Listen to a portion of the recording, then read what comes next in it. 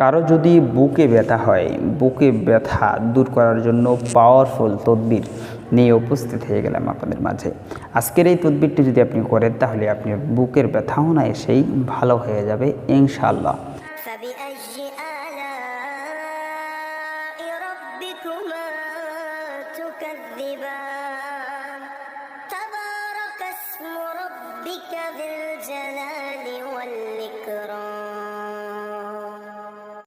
ইন্নাল হামদুলিল্লাহ ওয়াসসালাতু ওয়াসসালামু আলা রাসূলিল্লাহ।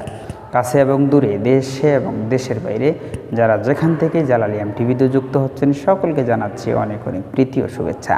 প্রিয় দর্শক শ্রোতা, ইতিমধ্যেই যদি আপনি একজন নতুন সদস্য হয়ে থাকেন আমাদের জালালী টিভিতে, অবশ্যই চ্যানেলটিকে সাবস্ক্রাইব করবেন। নিত্য নতুন ভিডিও সকলের আগে পেতে অবশ্যই বেল আইকনে চাপ দিয়ে রাখবেন, কারণ প্রতিদিন আমরা এই ধরনের একটি করে ভিডিও নিয়ে আপনাদের মাঝে উপস্থিত হয়ে থাকি। সেই সূত্র ধরে আজকে একটি ভিডিও নিয়ে উপস্থিত হয়ে গেলাম। ভিডিওর বিষয়বস্তু হচ্ছে বুকের ব্যথা। বুকের ভিতরে যদি কারো ব্যথা হয় প্রচণ্ড ধরনের, তাহলে যেই সিস্টেমে বলবো এই সিস্টেমে যদি তদবির করেন ইনশাআল্লাহ অবশ্যই আল্লাহ চাহে তো আপনার রোগ আরোগ্য হবে।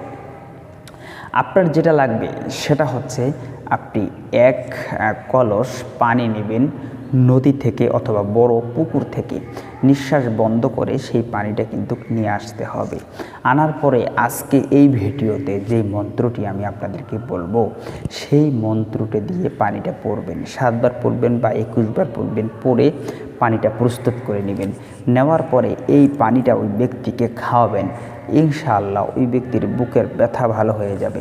পাশাপাশি সরিষার তেল নিয়ে ওই তেলের ভিতরে আজকের দেওয়া এই মন্ত্রটি পড়ে ফু দিয়ে বুকের ভিতরে মালিশ করে দিবেন। ইনশাআল্লাহ দেখবেন ওই ব্যক্তির বুকের ব্যথা অনায়াসে দূর হয়ে যাবে, কারণ এই তদবিরগুলি খুবই পাওয়ারফুল এবং পরীক্ষিত এবং খুবই পুরাতন কেতাব থেকে দেওয়া। প্রিয় দর্শক শ্রোতা, এই তদবিরগুলি করে যদি উপকার হন অবশ্যই কমেন্ট বক্সে জানিয়ে যাবেন, বন্ধু বান্ধবদের কাছে শেয়ার করে পৌঁছায় দিবেন, ভালো লাগলে একটা লাইক করে যাবেন, আর বেশি বেশি করে দেখে আমার ওয়াচ টাইমগুলো বাড়ায় দিবেন। প্রিয় দর্শক শ্রোতা, সকলের সুস্থতা কামনা করে আজকের এখান থেকে বিদায় নিচ্ছি। দেখা হবে অন্য কোনো ভিডিওতে। আসসালামু আলাইকুম ওয়া রাহমাতুল্লাহি ওয়া বারাকাতুহু।